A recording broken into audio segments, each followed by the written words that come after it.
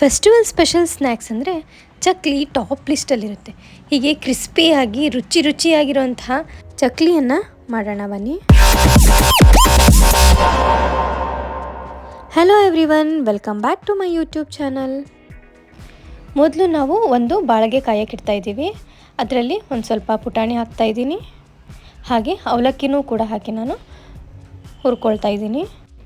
ಅವಲಕ್ಕಿ ಮತ್ತು ಪುಟಾಣಿ ಕ್ರಿಸ್ಪಿ ಆಗೋವರೆಗೂ ನಾನಿಲ್ಲಿ ಹುರ್ಕೊಂಡಿದ್ದೀನಿ. ನೀವು ನೋಡ್ತಾ ಇರ್ಬೋದು ಎಷ್ಟು ಕ್ರಿಸ್ಪಿಯಾಗಿ ಬಂದಿದೆ ಅಂತ ಹೇಳಿ. ಅದನ್ನ ನಾನಿಲ್ಲಿ ಮಿಕ್ಸಿಗೆ ಹಾಕ್ಕೊಂಡು ಅದನ್ನು ಜರಡಿ ಹಿಡ್ಕೊಂಡು ಆ ಪೌಡ್ರನ್ನ ತೆಗೆದಿಟ್ಕೊಳ್ತಾ ಇದ್ದೀನಿ.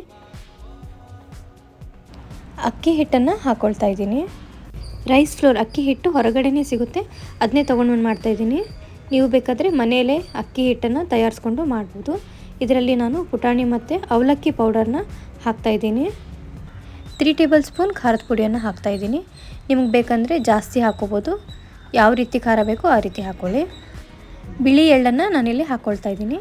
ಆಮೇಲೆ ಜೀರಿಗೆನ ಸ್ವಲ್ಪ ಉಜ್ಜಿ ಹಾಕ್ತಾಯಿದ್ದೀನಿ, ಮತ್ತು ಅಜ್ವಾನನೂ ಕೂಡ ನಾನು ಉಜ್ಜಿ ಹಾಕ್ಕೊಂಡಿದ್ದೀನಿ. ರುಚಿಗೆ ತಕ್ಕಷ್ಟು ಉಪ್ಪನ್ನ ಹಾಕಿದ್ದೀನಿ, ಮತ್ತು ಕರಿಬೇವನ್ನ ಸಣ್ಣದಾಗಿ ಪೌಡ್ರ್ ಮಾಡ್ಕೊಂಡು ಹಾಕ್ಕೋಬೋದು. ಮಿಕ್ಸಿಲಿ ಹಾಕ್ಕೊಂಡು ನೀವು ಹಾಕ್ಕೋಬೋದು, ಅಂದರೆ ಚಕ್ಲಿ ಮಾಡಬೇಕಾದ್ರೆ ಮಧ್ಯೆ ಸಿಕ್ಕೊಳ್ಳುತ್ತೆ. ಅದಕ್ಕೋಸ್ಕರ ನಾವು ಈ ರೀತಿ ಸಣ್ಣದಾಗಿ ಕಟ್ ಮಾಡ್ಕೊಳ್ಳಿ, ಇಲ್ಲಾಂದರೆ ಮಿಕ್ಸಿ ಮಾಡಿಕೊಂಡು ನೀವು ಅದರ ಪೌಡರನ್ನು ನೀವು ಹಾಕ್ಕೋಬೋದು.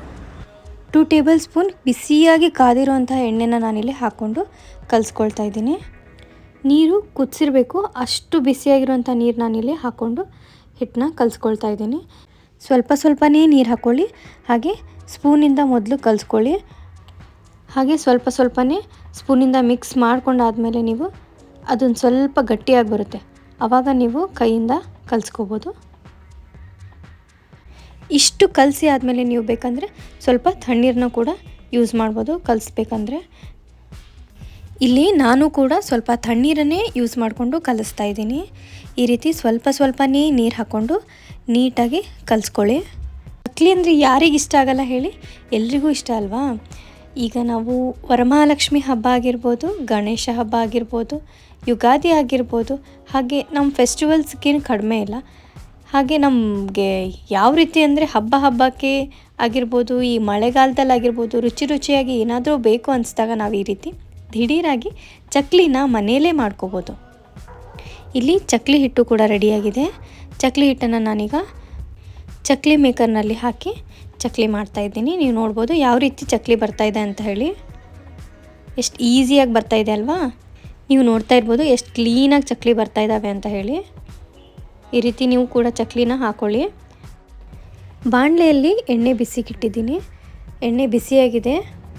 ಈಗ ಅದರಲ್ಲಿ ಈ ಚಕ್ಲಿನ ಹಾಕ್ಕೊಂಡು ಕರ್ಕೊಳ್ತಾ ಇದ್ದೀನಿ. ನೀವು ನೋಡ್ತಾ ಇರ್ಬೋದು ಯಾವ ರೀತಿ ಚಕ್ಲಿ ಕರಿತಾ ಇದ್ದೀನಿ ಅಂತ ಹೇಳಿ. ಫುಲ್ ಕ್ರಿಸ್ಪಿಯಾಗಿ ಬಂದಿದೆ ಚಕ್ಲಿ ಅಂತೂ, ತುಂಬ ರುಚಿಯಾಗಿದೆ. ನೀವು ನಿಜವಾಗ್ಲೂ ಮಾಡಲೇಬೇಕು ಮನೇಲಿ, ಅಷ್ಟು ಚೆನ್ನಾಗಿ ಬಂದಿತ್ತು ಚಕ್ಲಿ. ಒಂದು ಸಾರಿ ಟ್ರೈ ಮಾಡಿ ಮನೇಲಿ. ನಾನು ಸ್ವಲ್ಪ ಚಕ್ಲಿ ಮಾಡಿಕೊಂಡು ಒಂದು ಸ್ವಲ್ಪ ಕೋಡ್ಬಳೆ ಮಾಡ್ಕೊಳ್ತಾ ಇದ್ದೀನಿ. ಅದೇ ಹಿಟ್ಟಲ್ಲಿ ನಾವು ಈಗ ಕೋಡ್ಬಳೆನ ಮಾಡ್ಕೋಬೋದು. ಸ್ವಲ್ಪನೇ ಹಿಟ್ಟನ್ನ ತಗೊಂಡು ಈ ರೀತಿ ನಾದ್ಕೊಂಡು ರೌಂಡಾಗಿ ಕಟ್ಕೊಂಡು ಅದನ್ನು ಕರ್ಕೊಳ್ತಾ ಇದ್ದೀನಿ.